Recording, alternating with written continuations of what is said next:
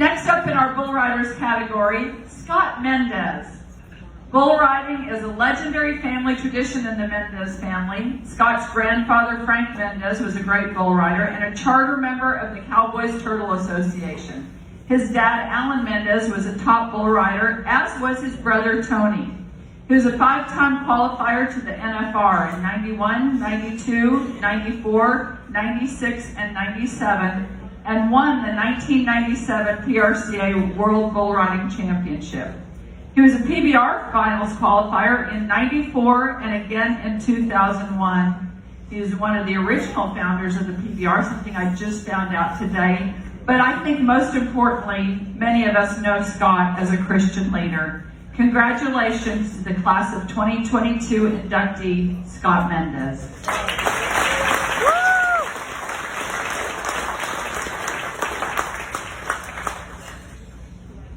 Go ahead.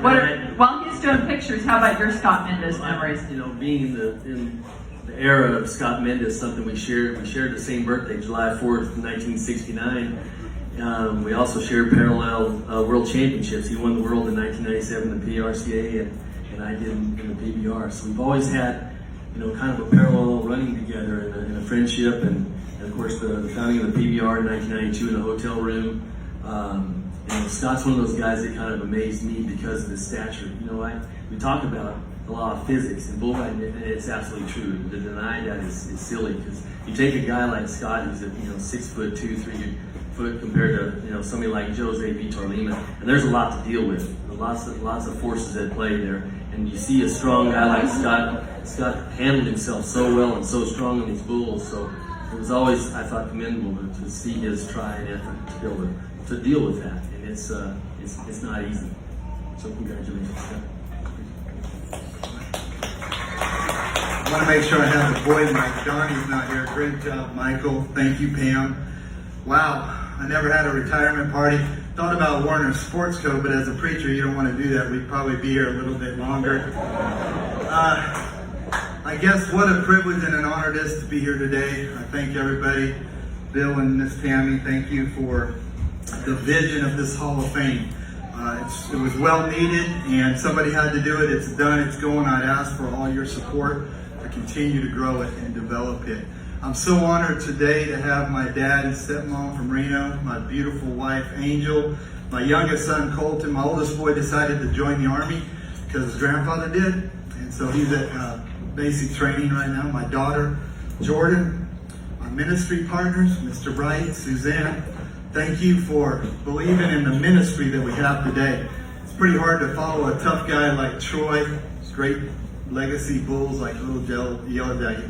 I can tell you one thing that's really difficult, and I struggled with this in my career and life, and that is one thing tougher than riding bulls is not knowing your true purpose and your identity. What were you created to do?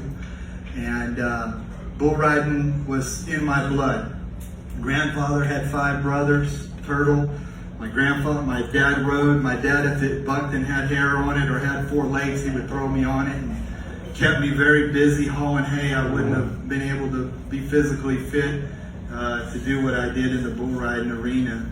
But today my focus, not just receiving this as a great bull rider as I go into the hall, it's the legacy of the name. It's keeping the heritage of this sport, this country alive. Cowboys, the symbol of what you do, and your ranches, the things you buy, how you carry yourself, the professional sports that you're in. Is very, very much needed in the times that we live. The American Cowboy is a very important individual. For me, after riding bulls, I went into ministry, and I wanted to help young men make right decisions in their life. My outreach in ministry, we have a Christian bull riding league. We call it Conquering the Beast. And it's really the inner struggle. You know, it's not really the matchup we have every night at the performance, whatever that may be. But it's having the belief and the confidence that you have as a person to know that God created you, God gives you the courage and the confidence to do those things. And so bull riding in my career would just challenge me.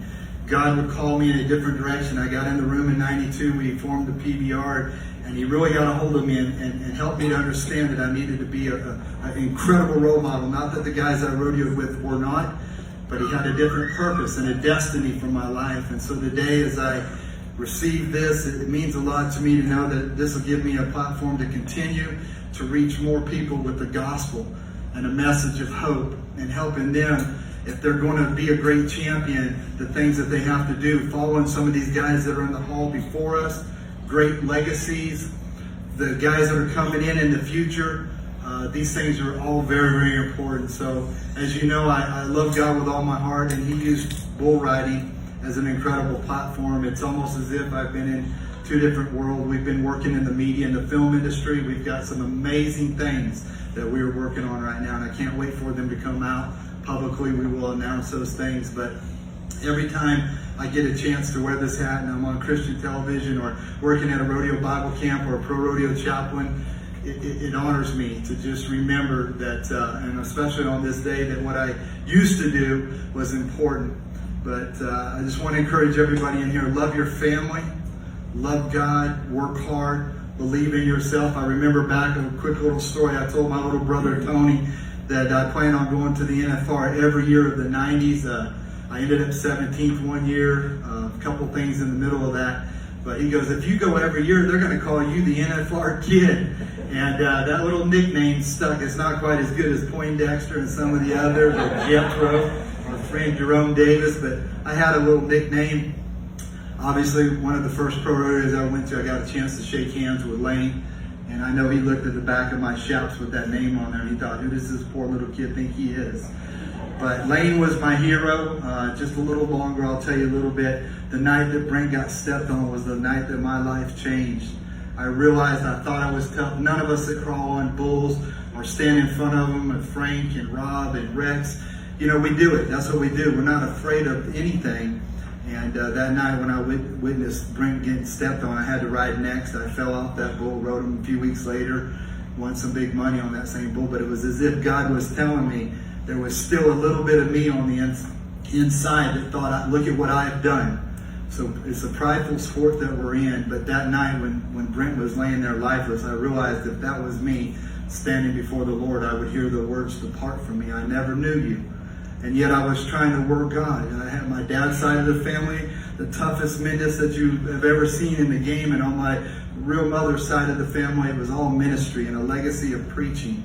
And I thought, Lord, I need your help to figure out how to put these two worlds together. So when you don't see me from the PBR in 92, you see me back in 2001, it's because I wanted to go to the finals with my brother.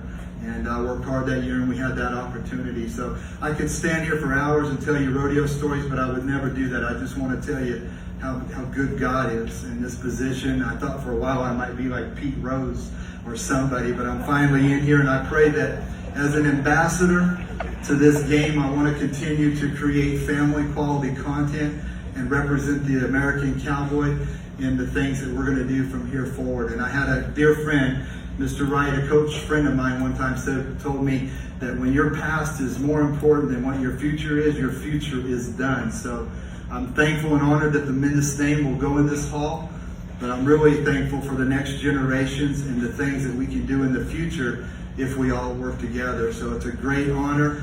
My whole ministry team, I'm just so thankful. We love you guys so much. My dear wife, Miss Angel, she probably wouldn't let me ride home with her if I didn't tell her how important a good woman is behind every man in this room. I was tremendously blessed in this game, and I have a lot of work to get back to more of it. Thank you guys. 2022 Bull Riders Hall of Fame, Scott Mendes.